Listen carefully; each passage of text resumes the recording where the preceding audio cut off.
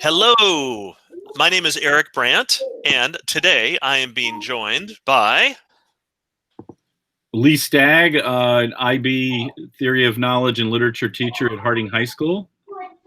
And Andrew Pastor, teacher of HL Lit at Harding High School. And what we're going to be doing today is talking about the novel Anil's Ghost by Michael Ondaatje. And this video is intended for students who have finished reading the novel. And the three of us, as longtime teachers of this novel and teachers of English, we're just going to have a conversation about the book and share some ideas and things that kind of really resonate with us. And have a little conversation. Hope you get some good takeaways about the novel from this conversation. I'm going to turn things over to Lee Stagg first. Take it away, Lee. Well, I was thinking about this novel in terms of a few of the 7 concepts that Mr. Brandt has probably been talking to the students about, and in terms of the global issues and fields of inquiry that we study in IB. And some things that occur to me are in this novel that I think are important. Is the idea of taking truth and looking at objective truth through a couple of lenses. One is the political lens, in which truth is sometimes twisted for political power, political ends, and you see that in the dynamics between Sarth and Anil, in which Anil strives for some kind of objective clarity using science and her scientific training, and Sarth is there to remind her always that there's the government has its own truth. The victims have their own truth. The victims of the crimes in the book have their own truth. And sometimes lives are at stake.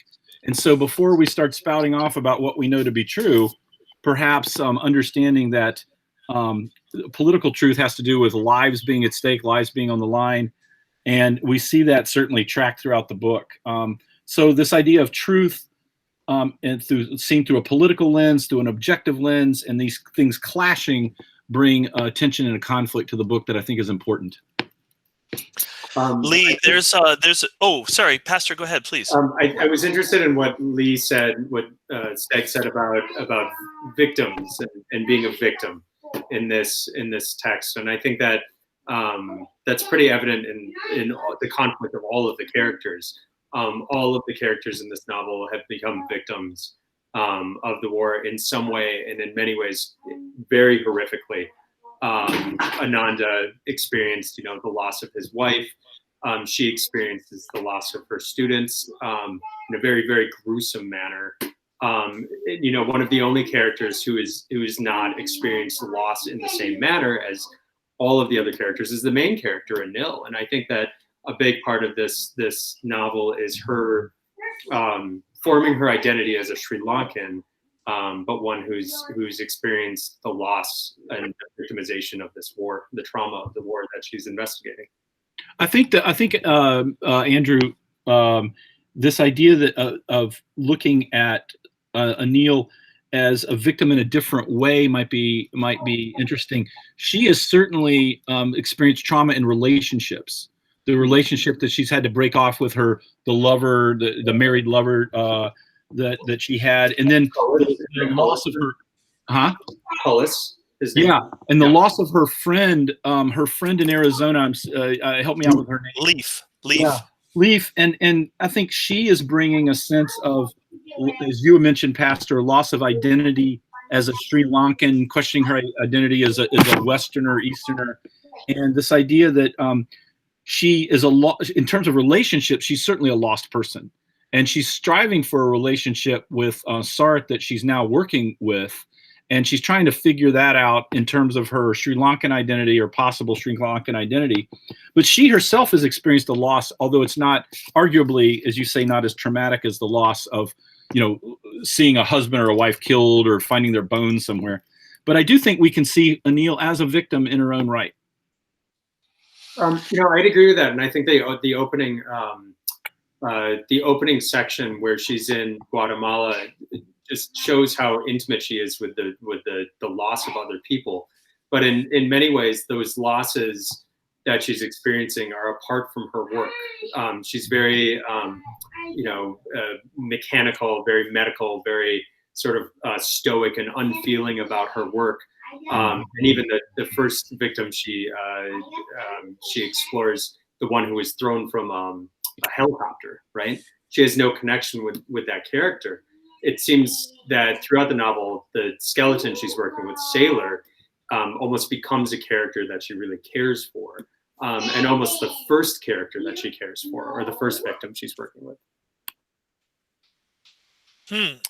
I want to add in the character Gamini. I was just recently rereading this part, and in the section called "The Mouse," which is dedicated to Gamini, and this is on page 224 at the bottom, where it says he was a perfect participant in the war. And which is a terribly ironic and dark statement. For here's someone who job is to save lives, to repair people, to try to prevent harm, and him being a perfect participant in the war and the different kind of trauma, that he's gone through. He loves somebody who cannot or will not love him. That he loves his brother's wife. His own wife leaves him, and he's he takes that sorrow that he feels, that deep sorrow he feels, and tries to anesthetize it or just drown those feelings out by just lunging himself into the war effort and trying to save people's lives.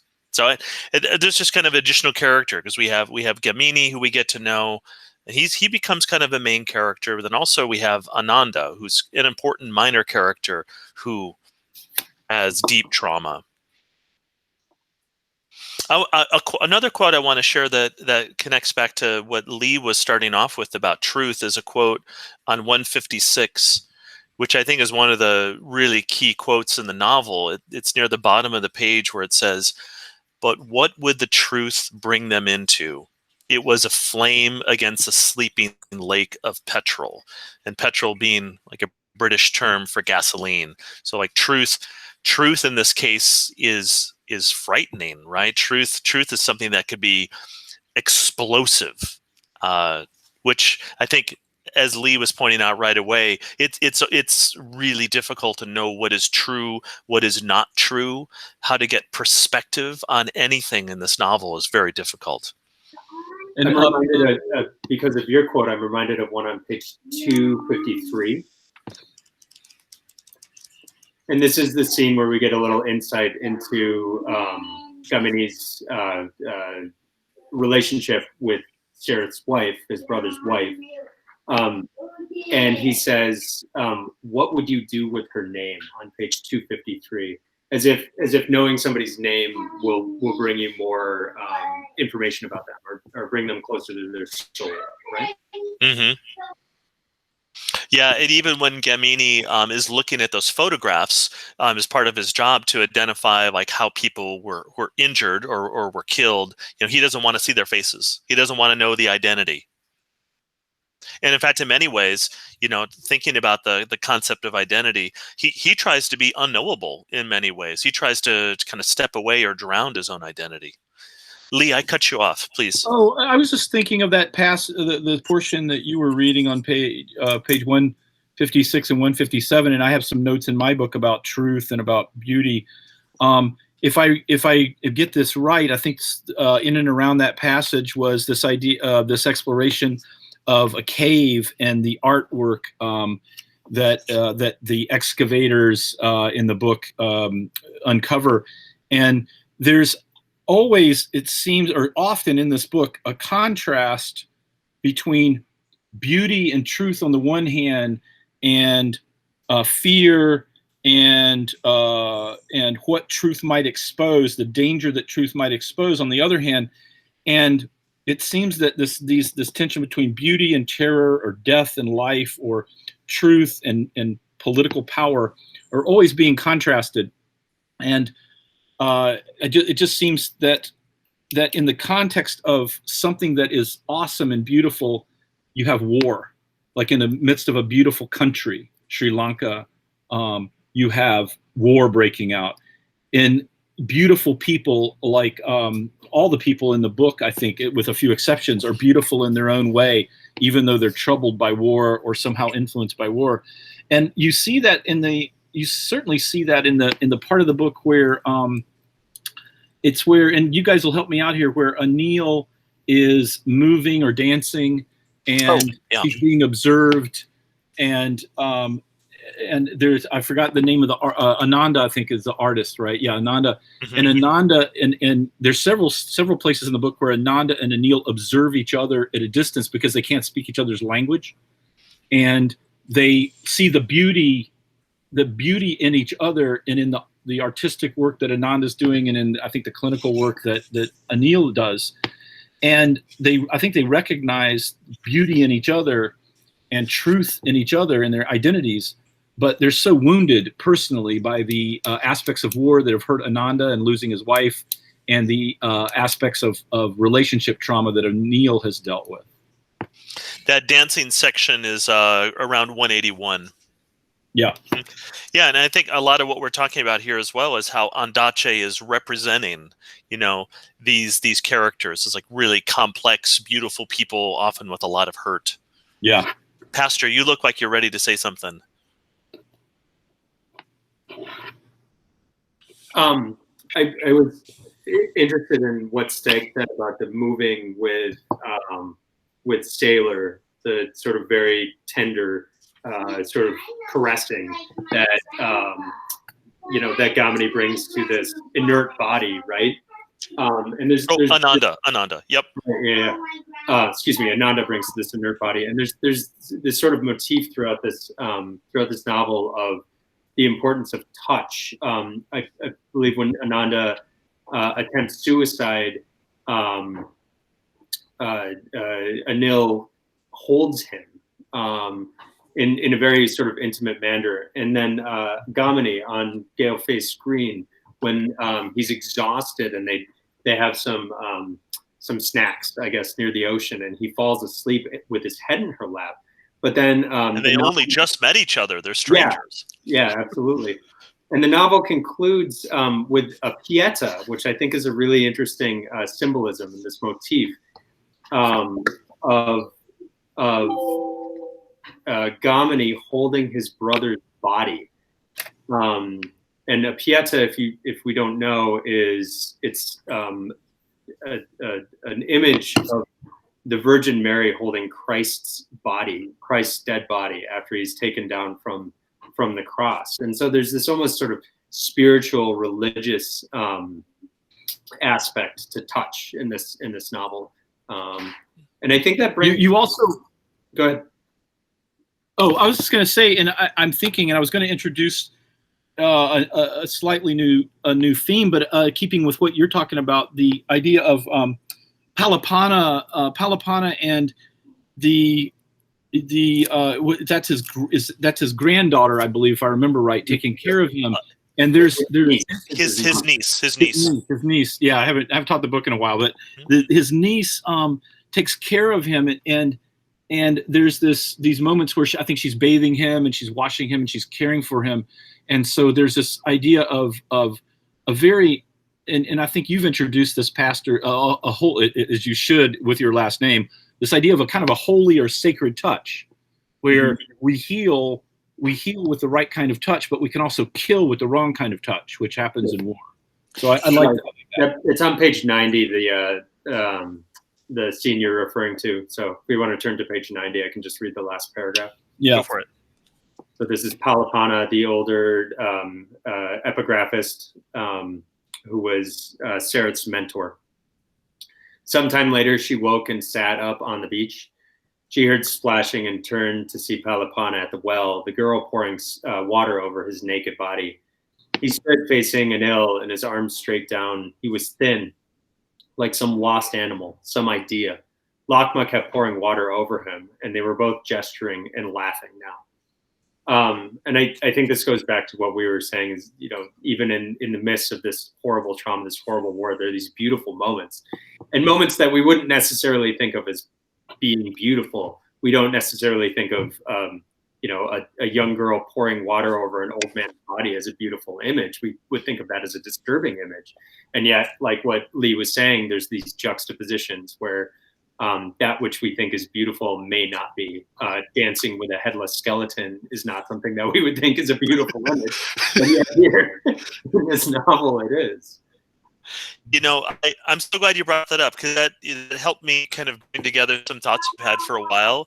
You know, okay, yeah, there was this motif of touch, but there's this really strong motif of like eyes, sight, vision, throughout the novel. And I think this is connecting part to what, you know, I think one of you was originally talking about, like Anil coming to Sri Lanka. This is helping her kind of see what's really going on there. And so then we have Palipana, who made kind of a leap of faith, but then is also losing vision. We have Ananda, whose role is his special gift is painting the eyes on the Buddha, and that brings the Buddha to life. And we have just all the different acts of like being witness to, like, what are Anil and Sarath trying to do? They're trying, and they work with Ananda to build a head so that they can make the skeleton sealable, so they can see who this was, to identify the perpetrator, of this crime. So you just kind of blew my mind right there, Pastor, with talking about touch, because it made me like, oh, okay, this is all these random thoughts I've had about vision suddenly have just come together. There's several scenes where, something that isn't seen is terrifying. I'm thinking about the train passage, that tangential vignette of the train where, a man is just simply thrown out the window and we can't see anything, right, of it. I'm interested in that. Lee, you were making a really interesting connection to some global issues about creativity and the Buddha's eyes towards the ends. I was thinking of our overarching field of inquiry of art, creativity, and imagination. And a question that I came up with for a global issue would be, how can the imagination be used to heal wounds? And how? And I think that whole last chapter is symbolic of that destruction. The war criminals have destroyed a Buddha statue, and now the one character in the book who's lost everything they could lose, their loved one, they've lost their sense of health because of their alcoholism. Ananda is now transformed in the end to take one of the seven concepts. He is transformed into somebody who puts the eyes back on the nation, the eyes back on the truth seekers, and without the eyes, the eyes are the last thing to be done and done well in reconstructing a Buddha statue. And I think that is symbolic for what I think Anil does in the end by taking the body, or the final bones of Sailor and the forensic evidence, and escaping with that, and trying to make sense of the sacrifice that Sarath has made for her. And so she is going to dignify his sacrifice by seeking the truth, as Ananda is going to dignify, I think, the sacrifice of the nation by trying to reconstruct truth or rebirth. I'm reminded of a quote that without the eyes, there's no life, there's nothing. Yes. And I can't quite recall. Yeah, go ahead. Well, I was just going to say that, like, Anil's work, I mean, just to keep this motif going on, allows the rest of the world to actually see what's going on there as well. But, symbolically, she also carries a light bulb with her wherever she goes, as if like she's bringing the light. And I'm also thinking now about Palipana's glasses and Ananda's job, which is to be, in this tunnel where he can't see at all. And it's when he emerges from the tunnel to be blinded by this light, the sun, is that he sort of disintegrates and falls apart every afternoon. A theme that we may be moving toward, that I certainly want to address, is this dynamic that you see in several relationships between the master teacher and the disciple learner in the book. And you see that certainly in Palipana and Sarath, his previous disciple. And you see that in Sarath and Anil's relationship. But you see it also in what Ananda, I think, learns from Anil, and Anil learns from Ananda. So you have this dynamic of people trying to learn from each other and question each other. and they're also suspicious of each other. There's suspicion between Sareth and Anil, certainly, but also I think between Sareth and Palapana, even though he goes to him to be an expert. There is certainly a question of his motives. I think at least that I, as a reader, have, and I like though this idea of how do we learn from each other, and how do we investigate each other, but also build trust at the same time. And I think that this book brings that kind of quest into question. Early on, Anil has, I think, legitimate reason to not trust Sarath, because, is his wife dead or not dead? And I'm so glad you brought that up, because that connects to the idea of truth as well. Who can you trust? Who's telling the truth? Is the truth safe to, in what, and I think even near that, I think on 157, Sarath go on, he says, as an archaeologist, Sarath believed in truth as a principle. That is, he would have given his life for the truth if the truth were of any use. Yeah. So, which kind of like, oh, okay, well, perhaps the truth isn't practical, or isn't useful in some way. If speaking the truth will get your family killed, I mean, I'm rethinking my idea of truth right now, right? Right. I think that that's important. Yeah. But maybe truth is opinion backed with power as well, right? Pastor brought up a section about the man being killed on the train, and I think a phrase that Lee, you used, all these italicized parts in the novel, I think you called them maybe tangential vignettes, or maybe Pastor called them that. And maybe in closing, we could talk a little bit about the structuring of this novel, and kind of any observations or takeaways you have about tangential vignettes or anything else. Well, I'd like to mix in with that if we're closing. Yeah, I'd like to mix in this idea of the title, this idea of the ghost. What is the ghost of the book? And I think that maybe the vignettes, to answer my own question, or to at least start on it, to blend this idea of the title of what is the Anil's ghost with the vignettes, is, these italicized portions of the book often are flashbacks or are kind of these little side deals that are going on to add meaning. And I think that Anil is, the ghosts in the book certainly are the people who've died in the war, the skeletons. The truth is itself a ghost, I think. That ghost, that's an elusive thing. And I think that the reader can either be thrown off by these tangents and this idea of, what is haunting the book? What are the ghosts that haunt the book? But there's also this quest, I think, to reveal it, even if in the end we might not be satisfied. So, I wondered, why is that vignette that Pastor mentioned about this guy getting tossed off a train? Maybe that's only to show us the political context in what's at stake in a war. But it also might be a sense that that I'll never know the answer to that question. I will never really know what happened there, and I have to freaking be okay with that sometimes. Anil may not know the end, but she seeks the truth because somebody sacrificed his life so that she could get away and get to the truth. So maybe we won't know. Maybe the ghost that haunts the book for me is this idea that truth is always elusive. I will try to get close to it, but I may never discover it finally. So you're so right in that there's so much in this novel we have to be comfortable with not knowing the answers to, like people's motivations, why things specifically happen.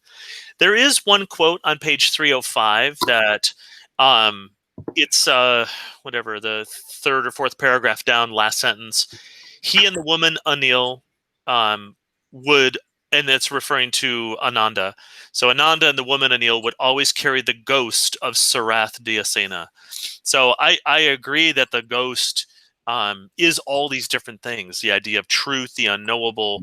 But I think if we wanted to land it on a specific person, I think it would, in many ways, be Sarath, and the sacrifice he made at the end of the novel in order for the truth to move forward. I mean, my thoughts about the structuring of the book, I completely agree. I think these tangential vignettes, all the italicized sections, they either serve to establish something with the setting or the context of what's going on, to maybe to in some ways represent what life might have or was like in Sri Lanka during the 80s and 90s during the Civil War. They also have the unusual way of kind of introducing us to things before they happen as well. And yeah, Pastor, go ahead. I'm reminded of Michael Adache's memoir, Running in the Family, where he states that this is not an autobiography or a complete picture, but it's a portrait. He's painted a portrait of his family, and I think in a lot of ways this novel follows suit. Those are the only two works that he's written about his native Sri Lanka are Running in the Family and then Anil's Ghost. There's a few poems as well that he wrote, but those are the two major works. And I think in a lot of ways, this structure is both. It has a fine plot arc. It has a main plot arc, but then it's also just a portrait or a gesture of what the Sri Lankan Civil War may have been. And he himself, Michael Ondaatje, was not in Sri Lanka during the Civil War or much of the Civil War. He mentions it very briefly in his memoir, just kind of as a side note, as a joke. And so in a lot of the ways, what he is exploring, I think, with Anil is probably very similar to what he himself experienced as a Sri Lankan who didn't experience this traumatic Civil War. Mm-hmm. I had some brilliant comment I was about to say that just disappeared from my mind. I'm so sorry. Stagg, back to you. I guess I'm ready for maybe a final comment. Yeah. And I think that there are moments in this book. I would encourage a student to look for moments in this book that find and dignify creativity and beauty, and with a hint of sorrow and a hint of tragedy. And that Ondaatje really captures this blend of beauty and tragedy in a very deep way. And that's something that I would like a flavor of the book that I would like to leave students with, to either look for in their reading and rereading of the book. I completely agree with you.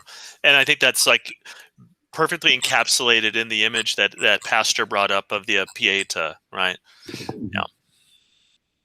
I remembered what I was going to say about the structure, and I think that'll be my closing comment. Is I think as what we've been talking about, like the structure of this novel is messy in so many ways. Like it's not linear. I mean, there is kind of a linear movement, along the plot line of Anil arriving, meeting Sarath, finding Sailor, trying to get the truth to that. That's kind of moving more or less in a straightforward way. But so many other things get twisted. We jump forward in time, back in time. We take countless diversions into other characters, and then delving into people's random thoughts, the memories they might have as they're falling asleep. It seems like the majority of the sections involving Cullis really are just us as readers jumping into Anil's mind as she's working on something, and something triggers a memory, and suddenly we're there with her, which is very much like real life. Anybody watching this video right now, undoubtedly, you've had so many different thoughts kind of careen through your mind while you've been listening to us talk about this novel. I think Ondaatje is trying to honor that reality of the human experience. And so while it can make the reading difficult, I think following, trusting the story, knowing that it's going to lead us somewhere, we will see it through and make sense of the structure in some way. And I want to add on to that. I think this is a novel where you have to trust the author, and he will bring you along. You have to trust his prose because it's so fantastic. In many ways, I think his prose is even more poetic than his poetry. And sometimes we just need to fall into that and trust that he'll bring us along and bring us somewhere. For those of you who enjoyed this novel, my other Michael Ondaatje recommendations would be The English Patient and Warlight. Any other Ondaatje recommendations from either of you guys? I would recommend Running in the Family. It is bizarre and it is strange, but it will give you a little bit of insight into who the author is and where he comes from, and I think that brings insight to the novel, especially. It's short as well, and we have many copies at Harding. So. Mm-hmm. And Mr. Stagg, would you agree with me that Andrew Pastor has the best background for today's conversation about literature? Oh, there's so many ways that Mr. Pastor is hitting it out of the park right now. I mean, really, I do think it'd be better if he had some kind of pipe and a fire crackling behind him. Yeah. So, but he doesn't know. There we go. But you're a close second, Mr. Stagg. I appreciate it. Well, thank you. Yeah. Thank you. Hey, thank you so much for joining me today to talk about Anil's Ghost. I really appreciate it. All right. All right. I'll stop the recording.